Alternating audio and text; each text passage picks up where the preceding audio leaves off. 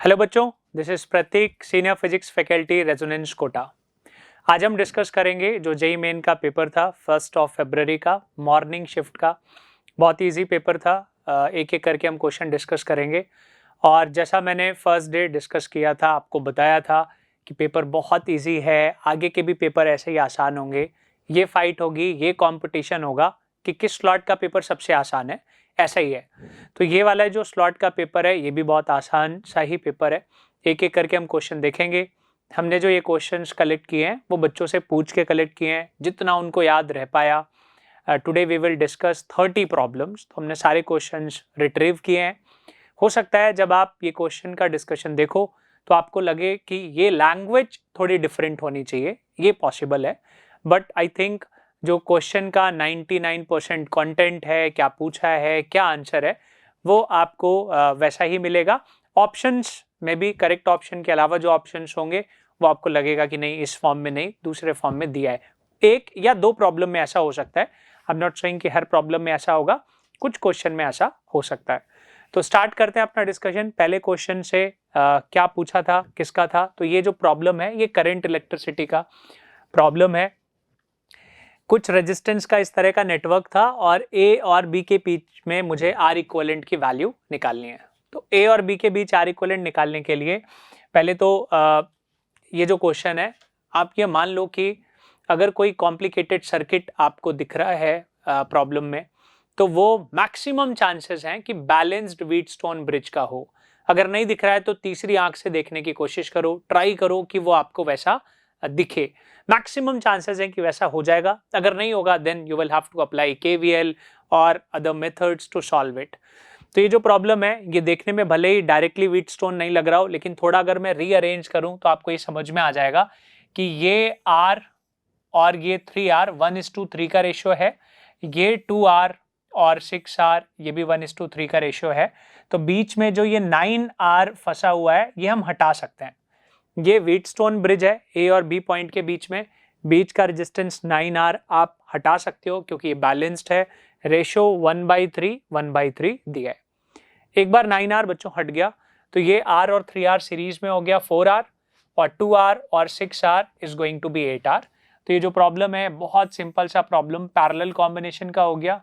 ऊपर है 4R का रेजिस्टेंस और नीचे है 8R का रेजिस्टेंस। तो आर इक्विवेलेंट पैरेलल कॉम्बिनेशन का हम लगा देंगे। ए और बी के बीच में निकालना है। 1/R parallel equals to 1/R1 plus 1/R2। तो 1/R parallel equals to 1/4 plus 1/8। Simplify करोगे you will get R parallel as 8/3। तो 8/3 R पैरेलल किस ऑप्शन में है? सेकेंड वाले ऑप्शन में है। तो सेकेंड हमारा करेक्ट ऑप्शन है। 8/3 is going to be R equivalent between A and B। तो बहुत आसान सा क्वेश्चन था ये करंट का। आगे चलते हैं अगले प्रॉब्लम की तरफ, देखते हैं कि क्या पूछा है। ये जो क्वेश्चन है ये प्रोजेक्टाइल मोशन का प्रॉब्लम था। बहुत ही आसान डायरेक्ट फॉर्मूला बेस्ड क्वेश्चन कि एक 10 मीटर की हाइट का टावर है, वहां से आपने हॉरिजॉन्टल डायरेक्शन में 5 मीटर पर सेकेंड से किसी पार्टिकल को फेंका। Find the velocity of projectile just before hitting the ground। Ground में गिरने से जस्ट पहले आप उसकी वेलोसिटी बताओ। हिट करने के बाद बहुत सारी चीजें बदल जाएंगी, उसके जस्ट पहले मुझे v की वैल्यू निकालनी है। तो कैसे करोगे, क्या फॉर्मूला है, क्या सिचुएशन है, मैं ड्रॉ कर देता हूं। आपने इसको 5 मीटर पर सेकेंड से ऐसे फेंका हॉरिजॉन्टल डायरेक्शन में, और जो हाइट है वो हाइट है 10 मीटर की। आपसे पूछ रहा है कि जब ये नीचे गिरेगा तो गिरने के जस्ट पहले इसका v क्या होगा। अब मजे की बात यह है कि v का जो रिजल्ट है वो इस बात पे डिपेंड नहीं करता कि आपने उसको हॉरिजॉन्टल फेंका है या एंगल पे फेंका है या नीचे फेंका है। अगर आपने उसको 5 से फेंका है तो v is going to be under root 5 का square plus 2 into G into height 10 metre, ये h है। तो जब आप इसको सिंप्लीफाई करोगे this is going to be 225। 225 का square root is going to be 15। So नीचे ग्राउंड में इंपैक्ट से जस्ट पहले उसकी वेलोसिटी होगी 15 मीटर पर सेकेंड। तो अच्छा क्वेश्चन था, थोड़ा इसको वो चैलेंजिंग बना सकते थे। ये वर्ड हॉरिजॉन्टली अगर हटा दें तो कुछ बच्चे शायद परेशान होते, मे बी, बट कोई भी सिंसियर बच्चा, बहुत अच्छे बच्चे की बात नहीं कर रहा हूँ, कोई भी सिंसियर बच्चा जिसने एक्सरसाइज 1 भी लगाई होगी, बेसिक प्रॉब्लम्स की होंगे, वो ये प्रॉब्लम कर सकता है, कहीं भी नहीं फंसेगा, आप डायरेक्टली करेक्ट आंसर तक पहुंच सकते हैं। तो 15 मीटर पर सेकेंड थर्ड वाले ऑप्शन में है, तो ये करेक्ट ऑप्शन है, क्वेश्चन नंबर सेकेंड। आगे चलते हैं अगले क्वेश्चन की तरफ। थर्ड क्वेश्चन, ये क्या सवाल है, एक सॉलिड सिलेंडर, ये रोटेशन का क्वेश्चन है, ये रोल करके एक इंक्लाइंड प्लेन में, जिसका एंगल ऑफ इंक्लिनेशन बच्चों 30 डिग्री दिया है, इसको नीचे आना है, और ये पूछा है कि जब ये नीचे आता है तो उसकी वेलोसिटी या स्पीड क्या होगी, नीचे आने पे इसकी वेलोसिटी या स्पीड क्या होगी। ये रोटेशन का प्रॉब्लम है, बड़ा कन्वेंशनल प्रॉब्लम है, अच्छे प्रॉब्लम्स हैं रोलिंग ऑन इंक्लाइंड प्लेन के, तो इसमें आपको रिजल्ट याद होना चाहिए था। अगर किसी को रिजल्ट याद है तो उसका टाइम बच जाएगा, अदरवाइज आप एक्सेलरेशन डिराइव करने में ही टाइम लगा दोगे। तो इसमें एक्सेलरेशन की वैल्यू जो डाउनवर्ड डायरेक्शन में आएगी वो a की वैल्यू ये आपको याद होनी चाहिए, g sin theta upon 1 plus K square by R square. Radius देने की जरूरत नहीं है क्योंकि K square by R square एक फैमिली पे डिपेंड करता है, हॉलो सिलेंडर का अलग होगा, सॉलिड सिलेंडर का अलग होगा, सॉलिड स्फेयर का अलग होगा, हॉलो स्फेयर का अलग होगा। तो के स्क्वायर बाई आर स्क्वायर की वैल्यू फिक्स्ड है, आपको सिर्फ इसका काम है। कुछ बच्चों ने ये भी बोला कि सर आर दिया नहीं था, हम कैसे निकालें, तो उसकी जरूरत थी नहीं आपको आर की। अगर उन्होंने सॉलिड सिलेंडर वर्ड यूज किया है तो आप के स्क्वायर बाई आर स्क्वायर की वैल्यू 1/2 रख दोगे। Sine theta is also half, 30 degree given है, तो एक्सेलरेशन की वैल्यू आएगी 10 साइन थीटा हाफ, 1 + 1/2 यानी 3/2। That means acceleration is going to be 10/3 in this direction. तो प्योर रोल करके अगर ये नीचे जा रहा है तो ये एक एक्सेलरेटेड मोशन है, एक्सेलरेशन की वैल्यू है 10/3 मीटर पर सेकेंड स्क्वायर। एक बार एक ही वैल्यू आ गई, अब आपसे पूछ रहे हैं कि कितना वेलोसिटी होगा और उसको 60 मीटर नीचे जाना है। तो 60 मीटर नीचे जाने पे उसकी जो v की वैल्यू होगी वो आप डायरेक्टली लगा सकते हो, थर्ड इक्वेशन। यहाँ पे वेलोसिटी है बच्चों 0, यहाँ पे v हमें निकालना है जब वो नीचे आएगा सिलेंडर, और s की जो वैल्यू है वो है 60 metre. So I can use third equation, क्योंकि एक्सेलरेशन कांस्टेंट है, डायरेक्टली मैं ऐसा लिख सकता हूँ कि v square equals to u square plus 2, acceleration की वैल्यू 10/3 और ये है 60। 3 से 60 कट होगा 20, ये मुझे एक और 20 दिख रहा है, v स्क्वायर 20 का स्क्वायर दिख रहा है, इसलिए v की value will come out to be 20 metre per second. कितना आसानी से हो गया। अब अगर किसी को ये एक्सेलरेशन की वैल्यू याद नहीं होगी या म्यू मिनिमम का भी रिजल्ट आपको याद होना चाहिए, म्यू मिनिमम कितना होता है वो भी आपको पता होना चाहिए, तो आपका थोड़ा टाइम बच जाएगा। tan theta 1 + R square by K square. तो ये रिजल्ट छोटे छोटे ना आपको याद रखने हैं।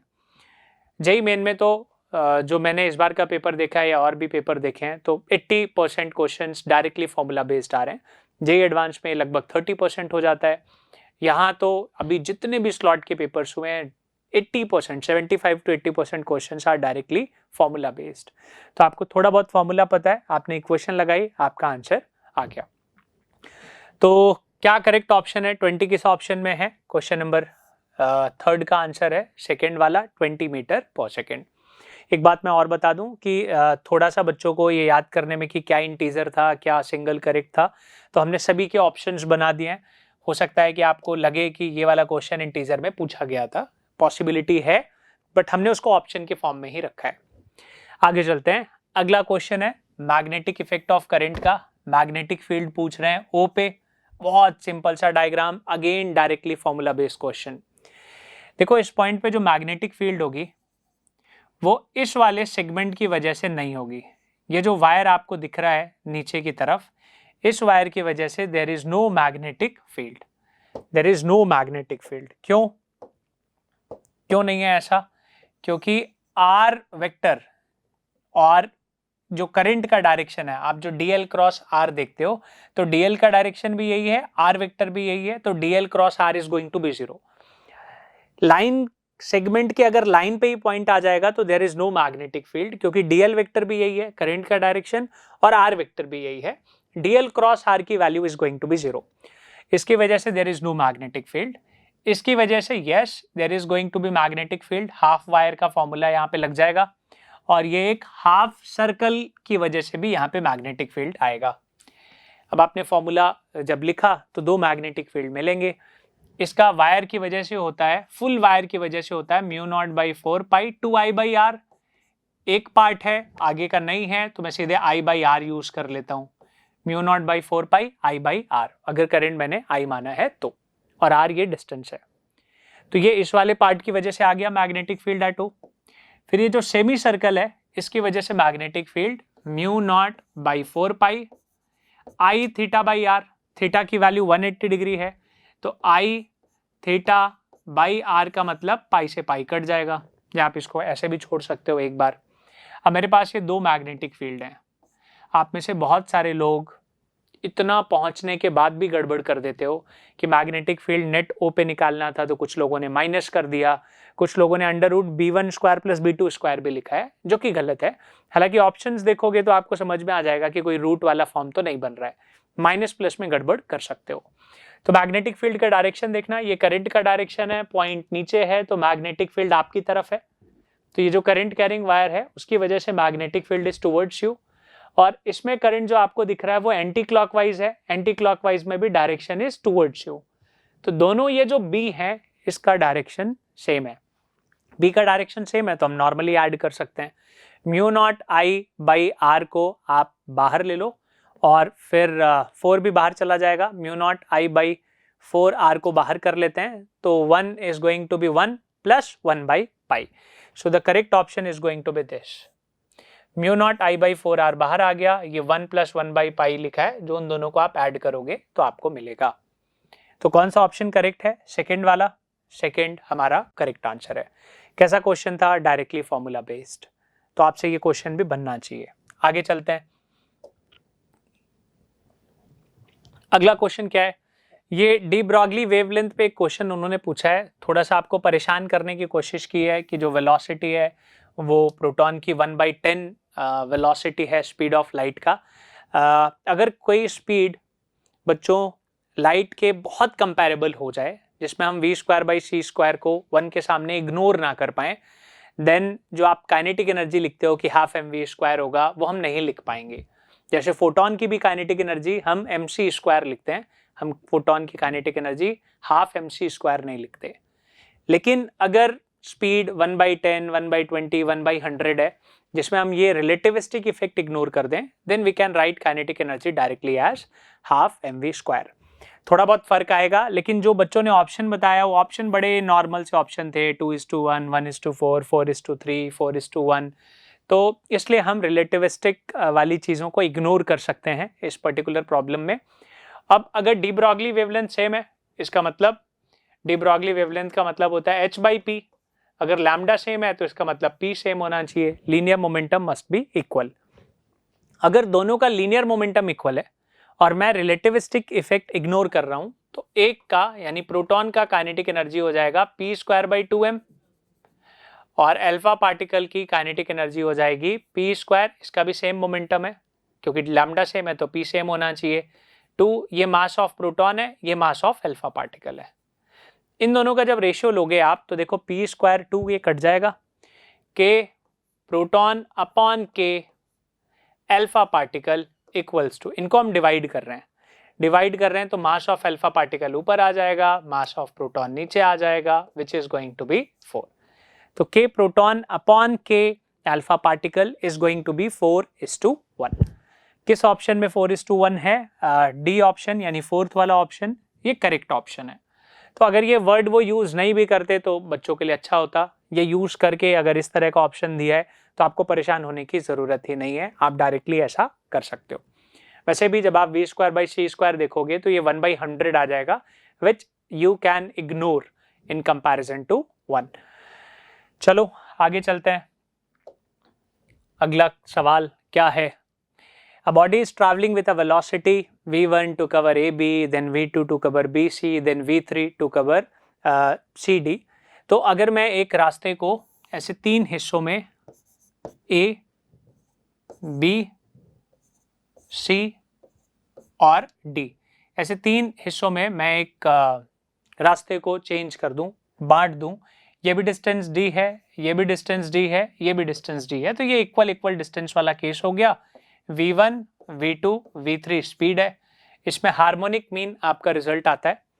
और अगर आपको रिजल्ट याद नहीं है तो भी बहुत ईजी है ये, एवरेज स्पीड यानी total distance travelled upon total time taken, ये एवरेज स्पीड होता है। तो ये इसने 3D डिस्टेंस ट्रैवल किया, मान लो उसने जो टाइम लिया वो टाइम आया टोटल t, तो total distance travelled upon total time taken is v average. अब टोटल टाइम t कैसे निकालें, वो t1 plus t2 plus t3 होगा, तो t1 is going to be d by v1, t2 की वैल्यू होगी बच्चों d बाई v2 और t3 की वैल्यू होगी d बाई v3। इन तीनों को ऐड करोगे t1 plus t2 plus t3 you will gate t, ये यहाँ पे आप सब्सटीट्यूट कर देना, आपको कुछ ऐसा मिलेगा 3 by v average equals to 1 by v1 plus 1 by v2 plus 1 by v3। ये बच्चों को रिजल्ट याद होता है, तो अगेन ये फॉर्मूला बेस्ड क्वेश्चन है, मैं उसको यही फॉर्मूला बेस्ड बोलूंगा, आपसे ये भी मिस नहीं होना चाहिए। Correct option is going to be option 1, 3 v1 v2 v3, और आप सॉल्व करोगे तो डिनोमिनेटर भी आपको ये प्रोडक्ट ऑफ 2 v's मिल जाएगा। तो ये भी बड़ा इजी क्वेश्चन था, काइनेमेटिक्स के हिस्से में डाला जा सकता है। अगला सवाल, ये बच्चों ग्रेविटेशन का क्वेश्चन है, स्केप वेलोसिटी से रिगार्डिंग ये सवाल उन्होंने पूछा है। इसमें लैंग्वेज में हो सकता है, कुछ बच्चों से बात हुई तो उन्होंने बोला कि लैंग्वेज थोड़ा अलग तरह से दिया था, बट मतलब यही है। जैसे mass of a planet is 1/9 times mass of अर्थ, तो प्लैनेट का मास जो है वो मास ऑफ अर्थ का 1/9 टाइम्स है। हम ये भी बोल सकते हैं कि mass of earth is 9 times to the mass of planet, तो दोनों तरीके से बोला जा सकता है।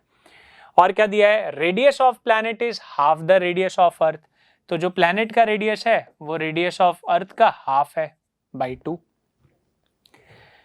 If escape velocity on the surface of planet is this, तो अगर प्लैनेट के सरफेस पे स्केप वेलोसिटी इतनी है जिसकी वैल्यू होगी √2gm/r, तो आपसे पूछ रहे हैं then what will be the value of x, जहां पे v0 जो है वो अर्थ की वेलोसिटी है। तो ये स्केप वेलोसिटी जो दिया है वो प्लैनेट के फॉर्म में दिया है, और अर्थ के लिए अगर देखोगे तो वो उन्होंने v0 दिया है which is √2g mass of अर्थ, और ये आ गया रेडियस ऑफ अर्थ, ये v0 गिवन है। तो ये जो है वो v0 के टर्म्स में अगर हम लिख पाए तो काम बन जाएगा। तो कैसे लिखोगे, मास को मैं me/9 लिख देता हूं और r को लिख देता हूं re/2, तो ये वाला जो टर्म है इसको मैं इधर लिख देता हूं कि जो स्केप वेलोसिटी आएगी v वो आ जाएगी √2, g को g रहने दो, ये मास ऑफ अर्थ अपॉन 9 हो गया, ये रेडियस ऑफ अर्थ, और ये 2 ऊपर चला गया। ये वाला टर्म देखो रूट के साथ, ये तो स्केप वेलोसिटी है, तो √2/9 बचा, तो √2/9 को मैं √2/3 लिख लेता हूं और v0 कर देता हूं। तो प्लैनेट में स्केप वेलोसिटी इतनी है। अगर मैं इससे कंपेयर करूं कि v0/3 √x लिखा हुआ है, तो देखो √x में रूट के अंदर 2 है, x की वैल्यू पूछी है यानी रूट के अंदर कितना है, जो मुझे 2 दिख रहा है। 2 किस ऑप्शन में, सेकेंड वाले ऑप्शन में, ये करेक्ट आंसर है। कैसा सवाल था, मैं बोलूंगा स्केप वेलोसिटी में डायरेक्टली फॉर्मूला बेस्ड क्वेश्चन था। अब थोड़ा बहुत क्या है कि कई बार आपको ना कंपैरिजन करना होगा, कुछ बच्चे इसमें भी स्ट्रगल कर गए होंगे कि मास जो है इतना है, रेडियस जो इतना है, आपने बहुत टाइम लगा दिया, किसी को उल्टा पुल्टा रख दिया तो भी फंस जाओगे, इजी प्रॉब्लम है। लेकिन इस तरह के क्वेश्चंस में जल्दबाजी में आप मार्क्स लूज भी करते हो। तो जब आपको लगे कि क्वेश्चन बड़ा सिंपल सा क्वेश्चन है, ग्रेविटेशन का है, मुझे आता है, भले ही 10 सेकंड ज़्यादा टाइम लग जाए लेकिन गलतियां नहीं करनी है। और ये देखने में जितने आसान क्वेश्चंस होते हैं ना कि मास इतने टाइम्स, रेडियस इतने टाइम्स, तो रेशियो कितना होगा, कई बार रेशियो भी उल्टा दे देते हैं, उसमें गलती होने के चांसेस ज़्यादा हैं, तो बहुत सावधानी से हमको करना चाहिए।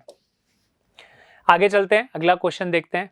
ये इलेक्ट्रोस्टैटिक्स का क्वेश्चन है, और मैं बोलूँगा ये भी आप किसी स्टैंडर्ड रिजल्ट से यूज़ करके कर सकते हो।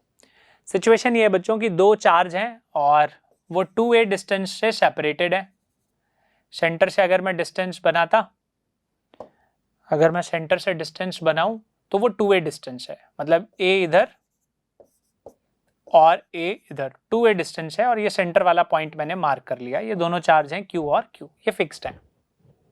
अब आगे बढ़ते हैं, तो दो positive charge Q coulomb are placed with a separation of 2a, the distance of a point on the perpendicular bisector of line joining these two charges where a test charge experience the maximum force is a by root x, find the value of x। तो ये बोल रहे हैं कि अगर मैं इस perpendicular bisector पे कोई भी चार्ज रखूं, टेस्ट चार्ज मतलब जिस पे आप फोर्स लिख रहे हो, मान लो वो Q नॉट है, तो अगर आप ये y डिस्टेंस ऊपर रख रहे हो तो उस पर कुछ फोर्स लगेगा, ये भी फोर्स लगाएगा, ये भी फोर्स लगाएगा, रिजल्टेंट फोर्स इस डायरेक्शन में आएगा। ये जो F है ये मैक्सिमम कब होगा, यही तो सवाल है। अब अगर आपको रिंग वाला रिजल्ट याद हो कि इन दोनों की वजह से जो इलेक्ट्रिक फील्ड है वो जब मैक्सिमम होगी तो फोर्स मैक्सिमम होगा। अगर ये टोटल चार्ज Q और Q मैं एक रिंग में मान लूं तो 2Q चार्ज एक रिंग में आ गया, उसके सेंटर से कितना दूर आप जाओगे ताकि इलेक्ट्रिक फील्ड मैक्सिमम हो, ये रिजल्ट बच्चों को याद होता है, ये होता है R/√2। तो हमारे सर्कल का रेडियस क्या होता a, तो हमारा रिजल्ट होना चाहिए a/√2। a/√2 पे y की वैल्यू a/√2 पे आप ये समझो कि फील्ड इन दो चार्जेस का मैक्सिमम है। कोई भी चार्ज एक्स्ट्रा टेस्ट चार्ज आप यहां रखोगे उस पर फोर्स मैक्सिमम एक्सपीरियंस होगा, इसलिए y की वैल्यू a/√2 है। आप कंपेयर करो उसको a/√x से, तो x की जो वैल्यू आएगी वो आ जाएगी 2, x इक्वल्स टू 2। तो ये क्वेश्चन इलेक्ट्रोस्टैटिक्स का आई अगेन से कि ये रिजल्ट का ही डायरेक्ट फॉर्मूला है, आप जो रिंग वाला रिजल्ट है वो आप यहाँ पे यूज कर ले रहे हो। अदरवाइज आप एक फॉर्मूला लिखोगे जो अगेन मुश्किल नहीं है, बहुत इजी है, ई वेक्टर इसका रिजल्टेंट इधर आएगा, बट जेईई मेन में टाइम की कमी आपको मिलेगी, आपको स्पीड में प्रॉब्लम सॉल्व करने होते हैं, तो आप डायरेक्टली अगर रिजल्ट यूज करोगे you will get your answer correct in quick time. ठीक है, कोई करना चाहे कि नहीं सर हम तो करना चाहते हैं, तो ये आप ई नॉट मान लो, ऐसे ये भी ई नॉट जाएगा, ये एंगल मैं थीटा ले लेता हूँ, ये एंगल थीटा ले लेता हूँ, तो रिजल्टेंट आएगा 2e cos theta, E not cos theta, ये इलेक्ट्रिक फील्ड आया। cos थीटा की वैल्यू होगी y अपॉन इतना, और e की वैल्यू होगी q अपॉन डिस्टेंस का स्क्वायर, और cos थीटा है y अपॉन डिस्टेंस, तो ये y upon Y square plus A square की पावर 3/2 आ जाएगा। फिर ये फील्ड है, ये एक फंक्शन मिल गया, अब इसका मैक्सिमम करने के लिए इसको डिफरेंशिएट करोगे, डिफरेंशिएट करके 0 करोगे तो y की वैल्यू आ जाएगी। बट बिलीव मी एग्जाम में कई बार छोटे छोटे डिफरेंशिएशन में ही आप फंस जाते हो, ये तो फिर भी ठीक ठाक है, इसको मैं ठीक ठाक डिफरेंशिएशन बोलता हूँ। इसलिए जितनी मेहनत करके आप अगर कोई रिजल्ट बनाते हो तो मैक्सिमम टाइम हमारी कोशिश होनी चाहिए कि उसको हम कहीं ना कहीं यूज कर पाएं।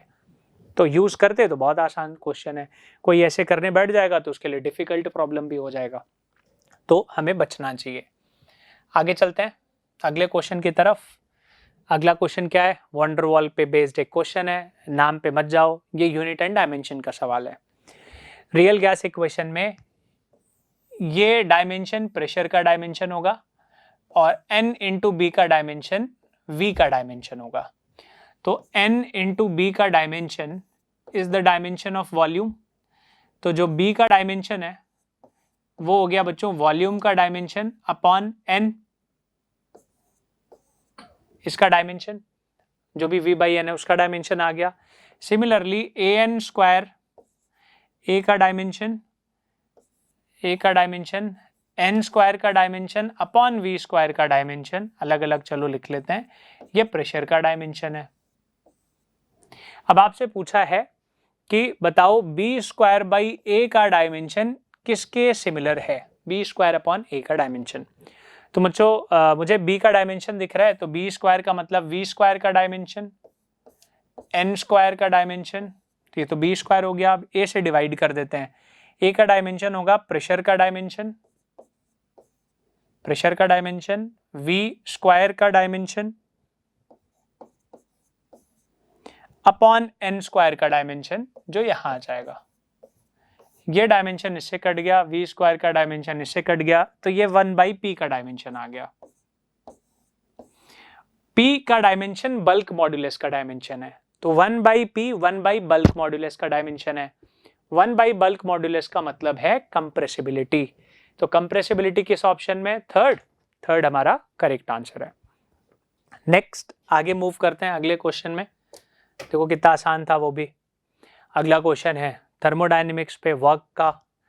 तो मुझे वर्क डन बाय गैस निकालना है, एडियाबैटिक प्रोसेस गिवन है, कुछ सिचुएशन उन्होंने मार्क कर दी है कि इनिशियल प्रेशर P था, टेम्परेचर T था, जो वॉल्यूम है गैस का वो ट्वाइस हो गया, और गामा की वैल्यू 3/2 बच्चों ने बताया कि दी थी, तो हम 3/2 लेके ही सॉल्व कर रहे हैं।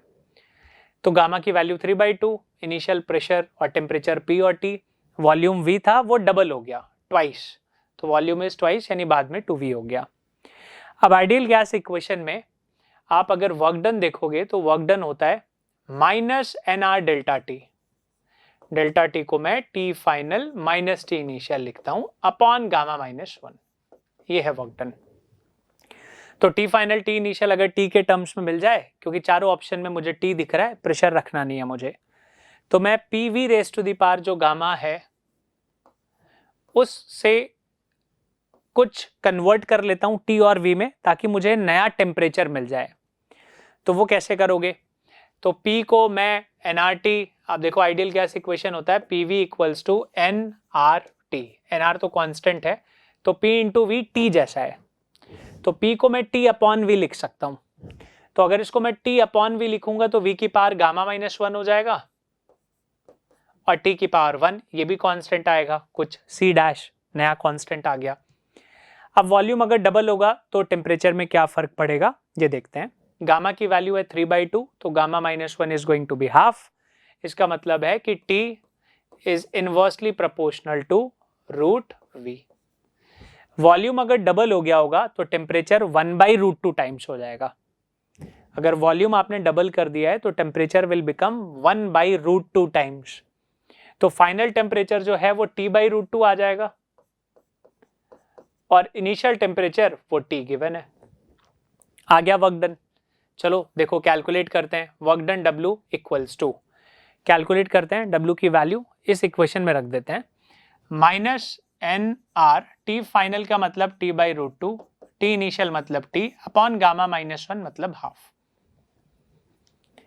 ये अंदर खुद भी नेगेटिव है, एक बाहर नेगेटिव है, वो माइनस माइनस प्लस हो जाएगा, तो इसको हम ऐसे लिख सकते हैं 2nRT, 2 पर आ गया, and this is going to be T, एक बाहर चला गया तो ये आ जाएगा 1 - 1/√2, 1 - 1/√2।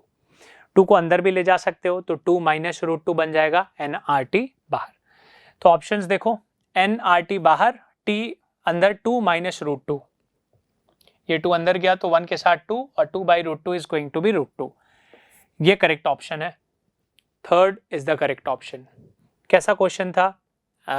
फॉर्मूला ही यूज किया है हमने, work done in adiabatic process, थोड़ा दिमाग भी चलाया कि वॉल्यूम डबल हो गया, हाफ हो गया, तो नया टेम्परेचर निकाल लिया, और हमारा correct answer is option third. आगे चलते हैं अगले क्वेश्चन की तरफ। अब इससे आसान वो क्या पूछ सकते थे?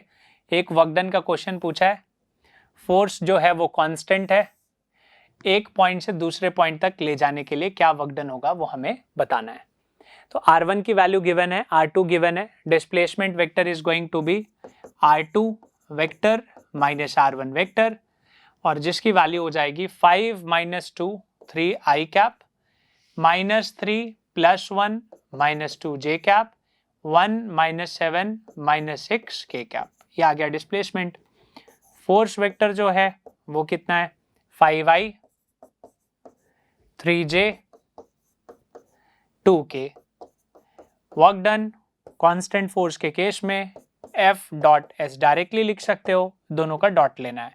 5 वाला 3 के साथ 15, 3 और -2 -6, 2 और -6 -12, -12 -6 is -18, 15 - 18 is -3, सो -3 यूनिट्स जो है वो करेक्ट आंसर है वर्क डन का। सो किस में है -3? फर्स्ट वाले ऑप्शन में, first option is the correct option. कैसा क्वेश्चन था? बहुत बहुत बहुत ही आसान। तो वर्क पावर एनर्जी का ये सवाल दिखा, इससे आसान वो क्या पूछ सकते थे। तो ये भी देखो कितना आसान था। आगे चलते हैं अगले क्वेश्चन की तरफ। ये है थोड़ा कैलकुलेशन वाला सवाल, है आसान ये भी, बट आप कैलकुलेशन में फंस जाओ तो क्या कर सकते हैं। बहुत इजी क्वेश्चन है ये। न्यूक्लियर फिजिक्स का ये सवाल है कि जब कोई हीलियम का न्यूक्लियस बनता है तो उसमें कितनी उसकी बाइंडिंग एनर्जी होनी चाहिए। हीलियम कैसे बना, 2 हाइड्रोजन से और 2 न्यूट्रॉन से मिलके हीलियम का न्यूक्लियस बन गया। ये हीलियम का न्यूक्लियस है। अब आपको न्यूक्लियस का मास दिया है हीलियम के लिए, मास ऑफ प्रोटॉन दिया है, मास ऑफ न्यूट्रॉन दिया है, आपको डेल्टा एम निकालना है।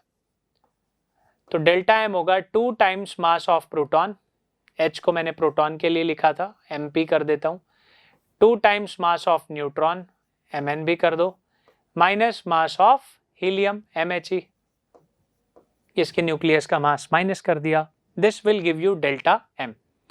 और डेल्टा एम अभी आपको AMU में मिलेगा। AMU को आप डायरेक्टली बच्चों कर सकते हो, अगर आपको AMU के फॉर्म में मिल गया तो 931.5 से मल्टीप्लाई कर सकते हो ताकि वो आपको MEV में मिल जाए।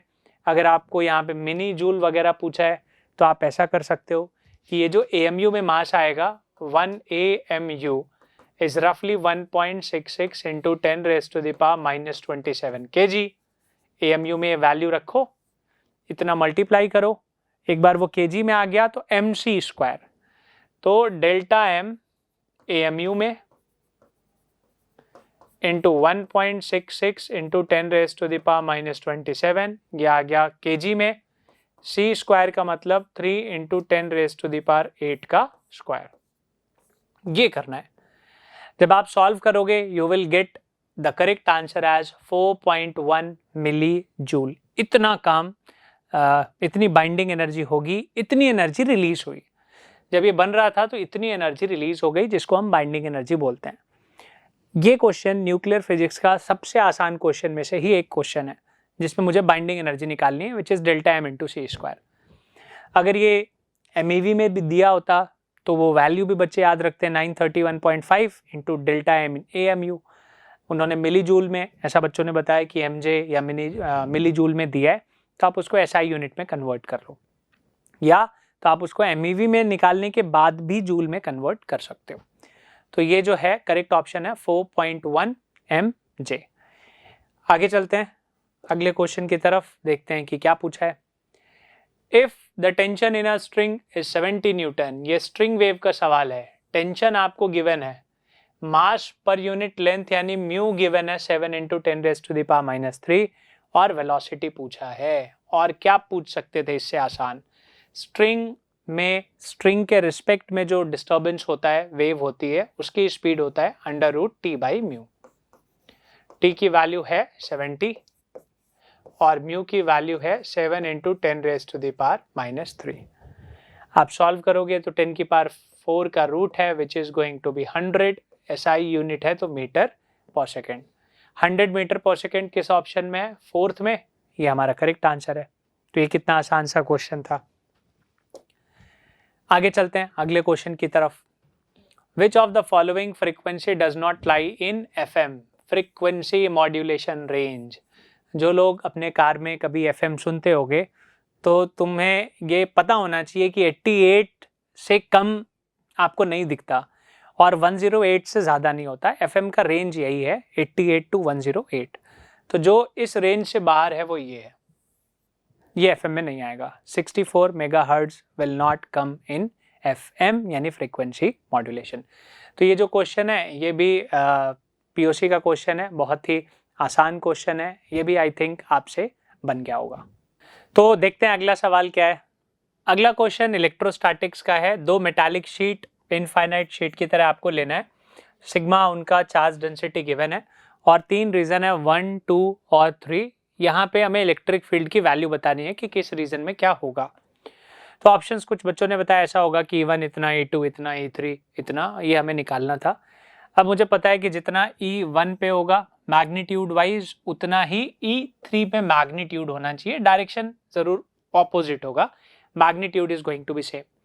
और बीच में इट मस्ट कैंसिल आउट, इसका इधर होगा, इसका इधर होगा, तो वो कैंसिल आउट हो जाएगा। तो यहाँ सिग्मा बाई 2 एप्सिलॉन नॉट दोनों ऐड करेंगे तो sigma by 2 epsilon not into 2 हो जाएगा, और यहाँ पे भी सिग्मा बाई 2 एप्सिलॉन नॉट 1 का 2 की वजह से इतना हो जाएगा। तो 1 और 3 में it should be sigma by epsilon not और बीच में इट शुड बी 0। कौन सा ऑप्शन करेक्ट है? सेकेंड ऑप्शन, कि 1 में 3 में sigma by epsilon not, second वाले रीजन में इट मस्ट बी 0।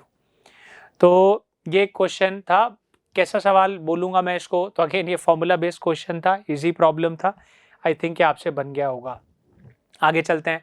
ये आपको याद होना चाहिए, सेमीकंडक्टर में फर्मी लेवल पे उन्होंने क्वेश्चन बनाया है। फर्मी लेवल वो लेवल को बोलते हैं जो 0 केल्विन पे जो एनर्जी है या हाईएस्ट एनर्जी का स्टेट वो ऑक्यूपाई कर सकता है, उसको हम बोलते हैं फर्मी लेवल। अब अगर सेमीकंडक्टर इंट्रिंसिक है तो वैलेंस बैंड और कोवैलेंट बैंड के बच्चों एग्जैक्टली बीच में, लगभग बीच में आप मान सकते हो कि फर्मी लेवल होता है। लेकिन अगर ये पी टाइप है तो पी टाइप में ये वैलेंस बैंड की तरफ आ जाता है, और एन टाइप में ये कंडक्शन बैंड की तरफ चला जाता है। मेटल्स में कंडक्शन बैंड और वैलेंस बैंड वैसे ही बहुत क्लोज होते हैं, ओवरलैप करते हैं, तो फर्मी लेवल भी उनके अंदर ही होता है। तो एन टाइप में जो फर्मी लेवल होना चाहिए वो कंडक्शन बैंड के क्लोज होना चाहिए।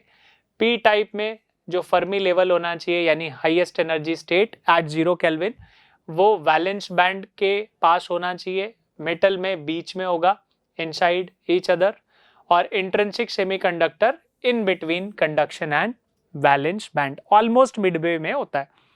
तो कौन सा ऑप्शन सही है? ए का क्यू, बी का पी, सी का आर और डी का एस। तो बहुत सिंपल सा क्वेश्चन है, फर्मी लेवल पे सेमीकंडक्टर पे, ये आपको पता होना चाहिए। अगला क्वेश्चन है, अगेन इससे आसान वो क्या पूछते हैं, आपसे पूछ रहे हैं कि एवरेज काइनेटिक एनर्जी किसी गैस का या गैस मॉलिक्यूल का वो टेम्परेचर से डायरेक्टली प्रोपोर्शनल है कि प्रेशर के डायरेक्टली प्रोपोर्शनल है कि वी के टर्म्स में आप लिख सकते हो। तो जो टर्म आएगा वो प्रोपोर्शनैलिटी आती है टी के साथ। तो जो एवरेज काइनेटिक एनर्जी है के ई एवरेज, ये बच्चों प्रोपोर्शनल होता है टी के, और प्रोपोर्शनल होता है P इंटू वी के। तो अलग से P के प्रोपोर्शनल नहीं बोल सकते, क्योंकि P के प्रोपोर्शनल बोलने का मतलब है प्रेशर बढ़ाएंगे तो डबल करने पे एनर्जी काइनेटिक डबल हो जाएगी। नो, जैसे आप प्रेशर डबल करोगे वॉल्यूम हाफ हो जाएगा। P इंटू वी सेम होगा as long as T same है। तो अगर मैं टेम्परेचर चेंज नहीं करूंगा तो प्रेशर डबल करने में काइनेटिक एनर्जी डबल नहीं होगा। तो एवरेज काइनेटिक एनर्जी टेम्परेचर के डायरेक्टली प्रोपोर्शनल होता है या P इंटू वी के डायरेक्टली प्रोपोर्शनल होता है। अलग से P अलग से V के टर्म्स में हम नहीं बोलते। तो क्या करेक्ट ऑप्शन है? It is directly proportional to absolute temperature. Third one is the correct option. What next? अगला देखते हैं। ये क्वेश्चन फ्रिक्शन का है, थोड़ा सा आपको मेहनत करनी होगी। डायरेक्टली आप फटाफट टिक कर रहे होगे तो बीच में एक सवाल ऐसा आ गया कि थोड़ी मेहनत भी कर लो। 5 kg का ब्लॉक है और उस पर 30 न्यूटन का एक एक्सटर्नल फोर्स लग रहा है। सरफेस बच्चों रफ है, तो इस पे फ्रिक्शन फोर्स पीछे लगेगा जो रिलेटिव मोशन का अपोज करता है। 30 के अगेंस्ट एक फ्रिक्शन पीछे लगेगा जिसकी वैल्यू होगी म्यू इंटू नॉर्मल। नॉर्मल इस केस में 5 इंटू जी के बराबर है। तो ये आ गया फ्रिक्शन फोर्स काइनेटिक। अब जो नेट फोर्स होगा वो मास इंटू एक्सेलरेशन के बराबर होना चाहिए। तो 30 माइनस म्यू टाइम्स 5g को 50 लिख लेता हूं, ये बराबर होगा मास इंटू एक्सेलरेशन। एक तो मुझे न्यूटन सेकेंड लॉ से एक इक्वेशन ये मिल गई। दूसरी इक्वेशन मुझे इस बात से मिल गई कि 50 मीटर ये 10 सेकेंड में ट्रैवल करता है स्टार्टिंग फ्रॉम रेस्ट। अगर कोई 50 मीटर 10 सेकेंड में ट्रैवल कर रहा है स्टार्टिंग फ्रॉम रेस्ट, तो मैं ये इक्वेशन लगा देता हूं, S equals to u t plus half a into t square. तुम देखो 50 metre in 10 second, half a t square लगा दिया क्योंकि u 0 है। 50 इंटू 200, 100, ए की value 1 metre per second square आ गई। ए की वैल्यू वो यहाँ पे रख देते हैं। जब आप ए यहाँ पे 1 रख दोगे, ये 5 है तो इसकी वैल्यू 25 आ जाएगी, तो म्यू की वैल्यू हाफ आ जाएगी। म्यू की वैल्यू हाफ का मतलब 0.5। किस ऑप्शन में 0.5 है? फोर्थ हमारा करेक्ट आंसर है। तो ये जो क्वेश्चन है फ्रिक्शन का सवाल है, इजी मॉडरेट डिफिकल्ट में, चलो मैं मॉडरेट बोल देता हूँ क्योंकि इजी का स्टैंडर्ड तो आपने देखा ही है। थोड़ा सा आपको एफबीडी बनाना पड़ा, काइनेमेटिक्स की इक्वेशन यूज करनी पड़ी, नेट फोर्स बराबर एमए लगाया, तो मैं इसको मॉडरेट बोल देता हूँ। अदरवाइज ये क्वेश्चन है तो बहुत आसान, बट बाकी से इतने आसान प्रॉब्लम है, डायरेक्ट प्रॉब्लम्स है कि इसको मुझे मॉडरेट में रखना चाहिए। आगे चलते हैं, देखते हैं अगला सवाल क्या है। ये एलसीआर सर्किट का एसी का क्वेश्चन है। इतनी लंबी चौड़ी कहानी बनाई और उन्होंने आपको रेजोनेंस की कंडीशन दे दी। रेजोनेंस के कंडीशन में बच्चों X L equals to X ही होता है। कैपेसिटिव इंडक्टेंस और कैपेसिटिव रिएक्टेंस और इंडक्टिव रिएक्टेंस दोनों सेम होंगे रेजोनेंस में। मैक्सिमम करंट में ये वाली सिचुएशन हमें मिलेगी। इसलिए अगर उन्होंने ऑलरेडी आपको 79.6 इंडक्टिव रिएक्टेंस दिया है तो कैपेसिटिव रिएक्टेंस एग्जैक्टली इसी के बराबर होना चाहिए। तो आई थिंक शायद ये उन्होंने इंटीजर टाइप में पूछा हो, बट हमने इसको ऑप्शन के फॉर्म में ही रखा है। अगर ऑप्शन के फॉर्म में था तो भी बहुत अच्छा है। It is going to be 79.6 ohm. तो कितना स्ट्रेट फॉरवर्ड क्वेश्चन है। बाकी आर वगैरह की वैल्यू, वोल्टेज देना, ये सिर्फ डराने के काम में आ रहा है। आपका आंसर तो वहीं आ गया 79.6 ओम। आगे चलते हैं, अगला सवाल देखते हैं क्या है। अगला क्वेश्चन ये ग्रेविटेशन का क्वेश्चन है। मुझे ऐसा लग रहा है कि हो सकता है आपको स्टेटमेंट में थोड़ा लगे कि नहीं सर एग्जैक्टली ये नहीं पूछा था। इस प्रॉब्लम में ऐसा हो सकता है, बट जितना बेस्ट हम अपने हिसाब से फ्रेम कर सकते थे वो हमने किया है। बाकी तुम लोग बताना कि क्या चेंजेस थे। तो उन्होंने एक्सेलरेशन ड्यू टू ग्रेविटी है, अर्थ को हम स्फेरिकल मान रहे हैं, अर्थ का रोटेशन हम कंसीडर कर रहे हैं। तो एक लैटिट्यूड में मैं जी की वैल्यू 1 मान सकता हूँ अगर मैंने उसको स्फेयर माना है, लेकिन लैटिट्यूड चेंज होगा, हम इक्वेटर से पोल की तरफ जाएंगे तो जी वैरी करेगा। एक लैटिट्यूड में it is going to be same, different latitude में इट मस्ट बी डिफरेंट। हम अर्थ को स्फेरिकल मान रहे हैं, इसलिए पहला स्टेटमेंट अगर ऐसा एग्जैक्टली था तो बहुत अच्छा है, या मे भी कुछ उन्होंने अलग पूछा हो। Value of gravity is different at different latitudes on the surface of earth. तो ये जो है इसको मैं सही मान रहा हूँ, स्फेरिकल मानते हुए और अर्थ का रोटेशन कंसीडर करते हुए। दूसरा स्टेटमेंट क्या था कि value of gravity increases as we go deep. गलत बात, it does not increase, it decreases, centre पे जाके 0 हो जाता है।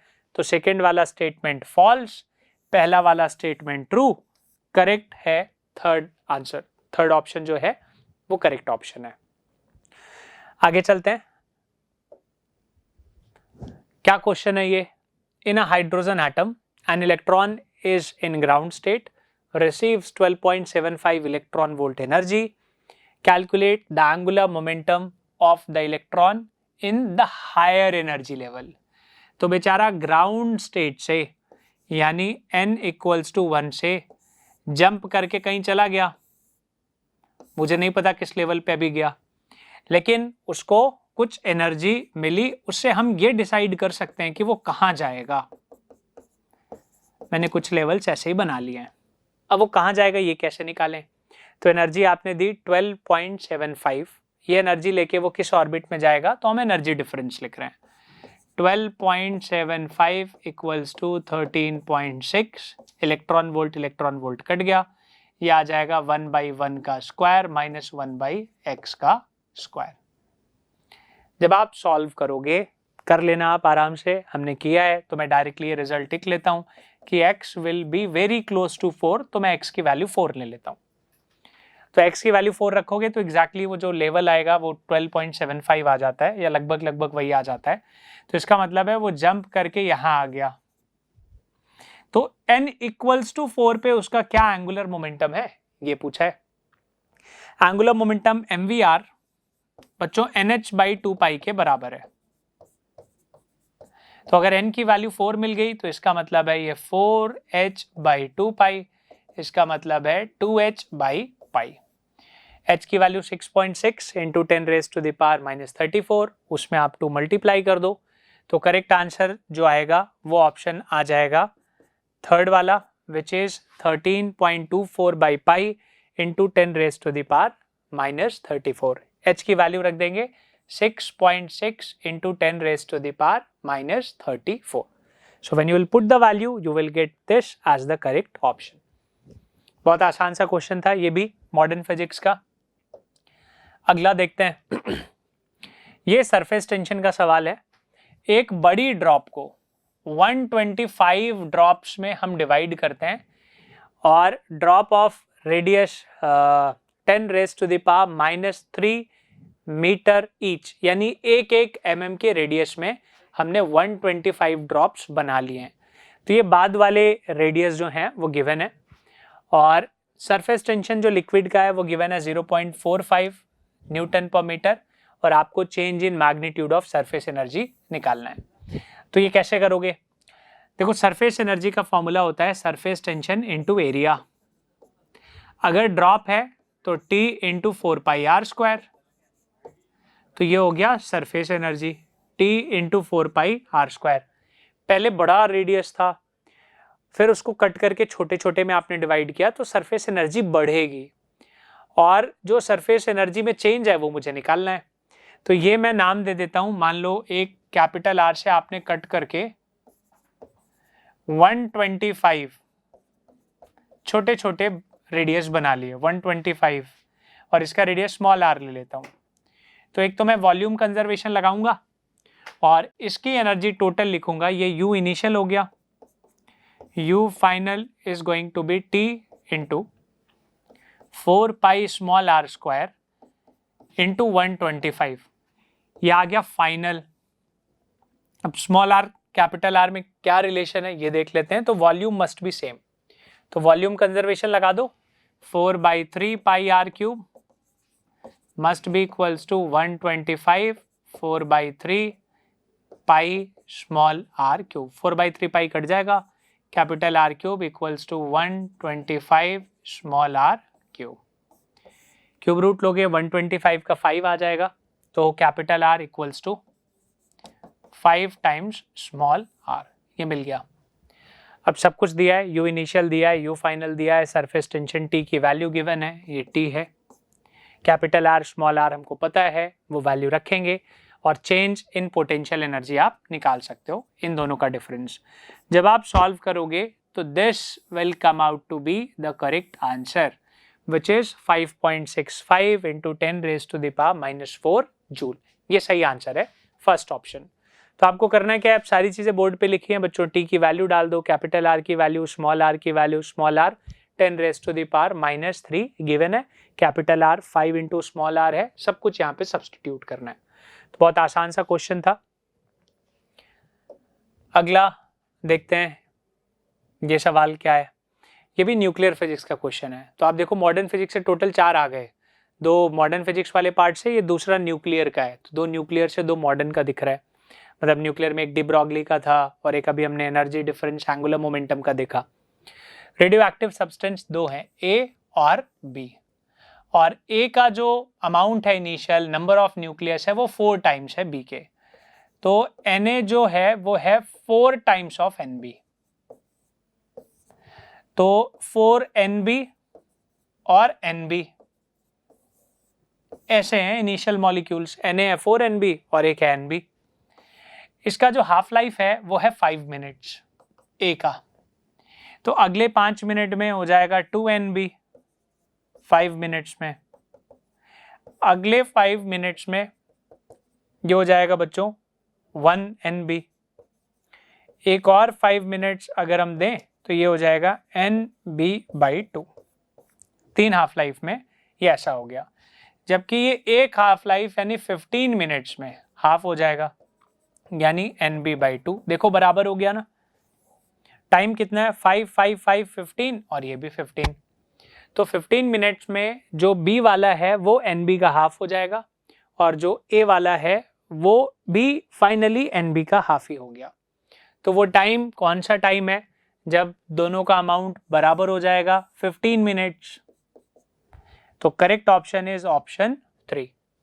आप इसको वैल्यू कोई फंक्शन बना के भी रख सकते थे कि T टाइम में वो कितना होगा, फिर दूसरा वाला कितना होगा, और दोनों के अमाउंट्स को हम बराबर कर दें तो जो अनडिकेड वाला पार्ट है वो बराबर हो जाए। ये क्वेश्चन था। तो आप इसको इजीली ऐसे सॉल्व कर सकते हो, या आप इसको इस फॉर्म में भी रख सकते थे कि Nb e raise to the power minus lambda b into t, और ये Nb का बचा हुआ पार्ट होगा और यही 4nb which is initially Na e raise to the power minus lambda into T. इन दोनों को भी आप बराबर कर सकते हो, सॉल्व करोगे तो you will get 15 minute as the correct answer. आगे चलते हैं, अगला सवाल क्या है। एक चार्ज पार्टिकल है with charge 2 into 10 raised to the power minus 6 at rest is first accelerated through a potential difference of 100 volt। तो चार्ज पार्टिकल को हमने पोटेंशियल से एक्सेलरेट किया, ये उसकी काइनेटिक एनर्जी में कन्वर्ट हो गया, तो Q into v equals to half m v square, ये काइनेटिक एनर्जी है। तो लीनियर मोमेंटम यानी m into v under root 2m into q v हो जाएगा, ये आ गया लीनियर मोमेंटम। एक बार लीनियर मोमेंटम आ गया तो अगर इसको आपने मैग्नेटिक फील्ड में डाला, इसका भी ये सेकंड क्वेश्चन है, देखो मैग्नेटिक फील्ड वाला, एक हमने वायर का नेट मैग्नेटिक फील्ड भी निकाला था, 3 सेंटीमीटर सर्कुलर पाथ में जाता है, तो रेडियस ऑफ पाथ का formula based question r equals to m v by q B. M v linear momentum ये लिखा हुआ है, ये है under root 2m/q accelerating voltage upon q B. Radius की वैल्यू गिवन है, मास पूछा है, चार्ज दिया है, तो रेडियस कितना दिया है 3 सेंटीमीटर यानी 3 into 10 raise to the power minus 2 under root 2। Mass की वैल्यू हमें निकालना है, चार्ज की वैल्यू बच्चों 2 into 10 raise to the power minus 6 given है, और वोल्टेज की वैल्यू गिवन है 100 अपॉन क्यू बी। तो क्यू की जो वैल्यू है वो वापस आप रख दो, 2 into 10 raise to the power minus 6, और magnetic field B is given as 4 milli Tesla, 4 into 10 raised to the power minus 3। Solve करेंगे जब, तो m की वैल्यू आएगी 1.44 into 10 raised to the power minus 16। ये करेक्ट आंसर है, आप इसमें वैल्यू पुट कर देना। ये जो क्वेश्चन है ये है डायरेक्टली फॉर्मूला बेस्ड, बट हो सकता है कैलकुलेशन में आप जल्दबाजी में गड़बड़ कर दो। इस प्रॉब्लम को भी मैं मॉडरेट टू डिफिकल्ट कैटेगरी में रख देता हूँ कि कुछ चीज़ें हैं एक्सेलरेट कर रहा है, फॉर्मूले अगर याद भी हैं तो वैल्यू पुट करने में कुछ लोग फंस जाते हैं। है आसान, बट जेईई मेन के बाकी क्वेश्चंस को देखते हुए मैं उसको मॉडरेट टू डिफिकल्ट बोल दूंगा। अगला सवाल, ये पोलराइजेशन पे बेस्ड एक क्वेश्चन है।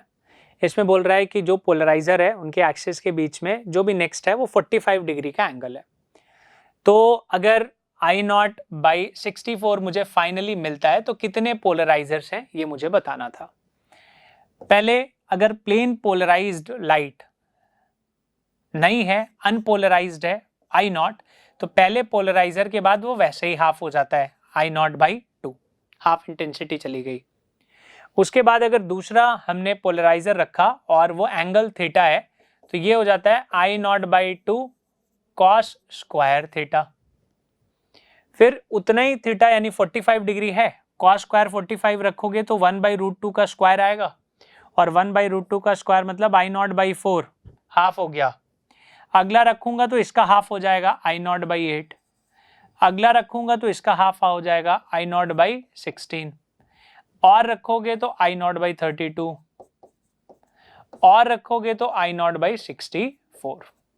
अब देख लेते हैं कितने पोलराइजर्स रखे हैं, 1 2 3 4 5 6, तो 6 पोलराइजर्स रखने हैं। Correct option is fourth option which is number of polarisers equals to 6। तो बहुत ही आसान सा क्वेश्चन था ये वाला भी पोलराइजर का।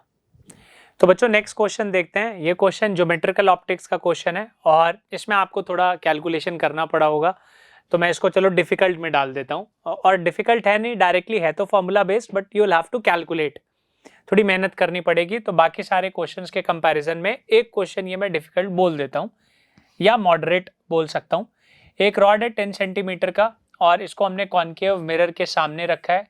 फोकल लेंथ 20 सेंटीमीटर की गिवन है और centre of rod lies at 40 centimetre away from the mirror. तो 20 का अगर फोकल लेंथ है तो 40 तो सेंटर ऑफ कर्वेचर हो जाएगा। ऐसा एक डायग्राम बना लेते हैं। This is going to be centre of curvature at a distance 40। इसको मैं C नाम दे देता हूँ। फोकल लेंथ बच्चों 20 गिवन है, तो सेंटर ऑफ कर्वेचर 40 पे होगा। जो रॉड है वो rod exactly centre of rod जो है वो C पे है। Length of the image of rod हमें निकालना है। Centre of the rod lies 40 centimetre away from the mirror और रॉड की जो लेंथ है वो 10 सेंटीमीटर है। तो 10 सेंटीमीटर का जो रॉड है वो आप ऐसा समझो कि 10 सेंटीमीटर की लेंथ का मतलब 5 सेंटीमीटर इधर और 5 सेंटीमीटर इधर, ऐसा। ये एक रॉड बना लिया, इधर एक रॉड बना लिया, तो 5 सेंटीमीटर इधर आने का मतलब ये 35 हो गया, और 5 उधर जाने का मतलब ये 45 हो गया।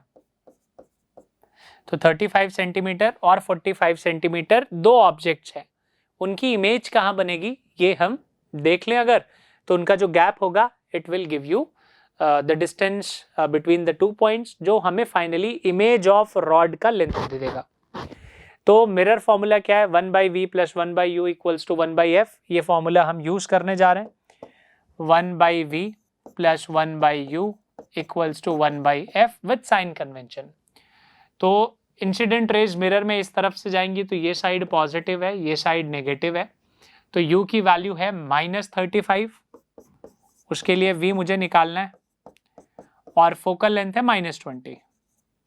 तो 1/v1 is going to be 1/35 - 1/20। Simplify करोगे तो 20 - 35 is -15 अपॉन 20 × 35। तो V1 की जो वैल्यू आएगी वो नेगेटिव साइन के साथ आ गई, 20 × 35 अपॉन 15। बाद में सिंप्लीफाई इसको कर लेंगे हम, जब इतना आ गया। सिमिलरली जब आप V2 निकालोगे तो देखो चेंज कहाँ होगा, यहाँ होगा 45 और यहाँ होगा 20 ही, तो जहाँ जहाँ आपको 35 दिख रहा है वहाँ 45 आ जाएगा, तो मैं और डिफरेंस जो है वो आपका 25 हो जाएगा। तो V2 की वैल्यू मैं डायरेक्टली लिख लेता हूँ, -20 × 45, और 45 और 20 का डिफरेंस है 25, वो नीचे आ जाएगा, ये आ गया V2। नेगेटिव साइन का मतलब दोनों का इधर ही बनेगा, जो भी V1 V2 बनेगा इस एंड का और इस एंड का वो एक ही साइड बन रहा है। इन दोनों का डिफरेंस निकाल लेते हैं। तो इन दोनों का डिफरेंस निकालने के लिए अब चाहो तो आप थोड़ा इसको सिंप्लीफाई कर सकते हो, जैसे इसको मैं 5 से कट कर दूं तो ये 3 बचेगा, ये 5 से कटेगा तो ये 4 बचेगा। 35 × 2 is 70, एक और डबल हुआ तो 140 हो गया। तो एक तो मुझे 140/3 दिख रहा है, और दूसरा इसको मैं 5 से कैंसिल करूं तो 4, ये 5 से कैंसिल किया तो 5, ये 5 से जाएगा तो 9, 9 × 4 36, तो ये आ गया -36। इन दोनों का डिफरेंस आप लोगे तो you will get the correct answer. तो दोनों का डिफरेंस लेना है, दोनों नेगेटिव हैं तो साइन आप हटा दो। 3 × 36 इज गोइंग टू बी 3 × 6 18, 3 × 3 9 10, तो ये हो जाएगा 108। 108 और 140 का डिफरेंस लेना है, तो it is going to be 32/3। Answer आपको इसी के फॉर्म में दिया है कि वो x/3 है अगर, तो x की क्या वैल्यू होगी, कंपेयर किया 32/3 में, करेक्ट आंसर आ गया 32, ऑप्शन 2। सेकेंड ऑप्शन बिल्कुल करेक्ट ऑप्शन है। तो बहुत आसान सा क्वेश्चन था, बट थोड़ी कैलकुलेशन है, कुछ लोग इसी कैलकुलेशन में पैनिक कर जाते हैं क्योंकि आप घर पे ना प्रॉब्लम्स नहीं लगाते हो। अगर आपने वो किया होगा तो ये आपके लिए आसानी रहा होगा। सॉरी, अगले क्वेश्चन में चलते हैं। Amplitude of oscillation in a spring mass system is 3 centimetre. तो एक स्प्रिंग मास सिस्टम में एम्पलीट्यूड की वैल्यू गिवन है 3 सेंटीमीटर, और जब वो अपने मीन पोजीशन से x दूर है, ये एम्पलीट्यूड हो गया। जब मीन पोजीशन से वो x दूर है तो ऐसा बोल रहे हैं कि kinetic energy is 125% of potential energy. Kinetic energy का मतलब हाफ mv²। 125% का मतलब है 125/100 which is going to be 5/4। तो ये 5/4 टाइम्स है पोटेंशियल एनर्जी का। पोटेंशियल एनर्जी है हाफ kx²। ये कहना चाह रहे हैं कि हाफ mv² = 5/4 हाफ kx²। और बच्चों v² का रिलेशन हमें ऑलरेडी पता है, हम उसके फॉर्म में लिख सकते हैं। एम्पलीट्यूड जो सिस्टम का है वो गिवन है 3 सेंटीमीटर, आपसे x की वैल्यू पूछ रहे हैं। तो इसको मैं कैसे करता, हाफ m को ऐसे ही रहने दो, v² का मतलब है ω² amplitude square -x² equals to 5/4 × half × k × x²। m omega square k के बराबर होता है, ये कट गया, ये हाफ यहाँ से कट गया, तो मुझे मिला a स्क्वायर इक्वल्स टू, ये x स्क्वायर इधर आएगा तो 5/4 + 1 9/4 x स्क्वायर। तो अगर मैं x की वैल्यू निकालूंगा तो 2/3 ऑफ a आ गया, 2/3 ऑफ a की वैल्यू 3 सेंटीमीटर, x की वैल्यू 2 सेंटीमीटर। है कोई option? Yes, third is the correct option. SHM का क्वेश्चन था, मैं इसको इजी नहीं मान रहा हूं क्योंकि इजी बहुत सारे क्वेश्चंस को मान लिया है, इसको मैं फिर भी मॉडरेट टू डिफिकल्ट का लेवल दूंगा। आगे चलते हैं अगले क्वेश्चन की तरफ। ये क्वेश्चन आपको पता होना चाहिए, गामा एक्सरे रेडियो वेव पहले पूछा हुआ सवाल है। पहले तो मैंने बच्चों से पूछा तो उन्होंने बोला कि ऐसा ही है, मुझे लग रहा है शायद किसी को प्रीवियस ईयर का याद होगा, पहले के पेपर का याद होगा।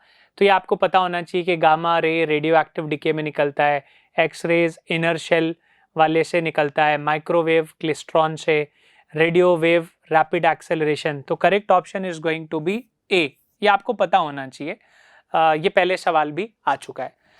आगे चलते हैं अगले क्वेश्चन की तरफ। हाँ भाई, एक और ऐसा मैच द कॉलम है, अगेन बहुत आसान सा मैच द कॉलम है। कुछ चीज़ें अगर आप पता कर लो तो आप फटाफट बता सकते हो। रेजोनेंस के लिए ये होना चाहिए एक्सएल एक्सी बराबर, जो एसी है ऑल्टरनेटिंग करंट वो EMI से आता है, इलेक्ट्रोमैग्नेटिक इंडक्शन। जो ट्रांसफार्मर है वो म्यूचुअल इंडक्टेंस पे बेस्ड है, और जो रेजोनेंस में शार्पनेस होता है वो क्वालिटी फैक्टर देता है। तो ये मैच द कॉलम आपको मिलेगा सेकेंड ऑप्शन में। बहुत आसान सा सवाल था ये एसी का। तो एसी से भी 2 क्वेश्चंस दिख गए। आगे चलते हैं। ये प्रॉपर्टी ऑफ मैटर का है, बल्क मॉडुलस वाटर का और बल्क मॉडुलस लिक्विड का हमें रेशियो बताना है। बल्क मॉडुलस जो होता है वो होता है -dp/dv/v। प्रेशर बढ़ाने पे वॉल्यूम कम होता है, इसलिए हम एक माइनस साइन और रखते हैं। अब उन्होंने देखो तुम्हें कंफ्यूज कैसे किया है, एक का वॉल्यूम 1 लीटर लिया है, दूसरे का वॉल्यूम 2 लीटर दिया है।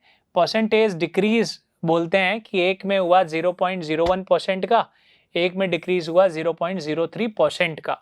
तो आपको ये dv/v की वैल्यू ही दे रहे हैं, v देने की कोई ज़रूरत नहीं थी। प्रेशर अगर आप अप्लाई करते हो एक सर्टेन प्रेशर और dv/v आपको दे दिया है तो अलग से v देने की ज़रूरत नहीं है। तो मैं अगर बल्क मॉडुलस वाटर का लिखता तो वो -dp/, परसेंटेज चेंज है 0.01% और वो डिक्रीज है, तो माइनस हटा देते हैं, ये हो जाएगा 0.01/100। सिमिलरली बल्क मॉडुलस उस लिक्विड का देखना है अगर, तो वो आ जाएगा dp/, इसका परसेंटेज है 0.03%, यानी बाई 100। अब इन दोनों का रेशियो लेना है, रेशियो लोगे तो dp से dp कट जाएगा, इसका डिनोमिनेटर बड़ा है और डिनोमिनेटर ऊपर चला जाएगा, 3 टाइम्स है, तो फाइनली आपको वैल्यू मिलेगी 3, जिसको मैं लिखूंगा 3/x और कंपेयर करूंगा x इक्वल्स टू 1। है कोई ऑप्शन जिसमें x की वैल्यू 1 आ जाए? यस, फोर्थ ऑप्शन है जिसमें x की वैल्यू है 1। इसलिए ये भी हमारे सामने एक बहुत आसान सा क्वेश्चन था, थोड़ा सा आपको कंफ्यूज करने की कोशिश की। ओवरऑल अभी तक जो भी क्वेश्चंस आ रहे हैं जेईई मेन में, स्पेशली फिजिक्स में, वो बहुत आसान क्वेश्चंस हैं। तो आई होप कि तुमसे ऑलमोस्ट सारे ही क्वेश्चन बन गए होंगे और आप बहुत अच्छा स्कोर करोगे इस स्लॉट के पेपर में। That's all for now, thank you so much.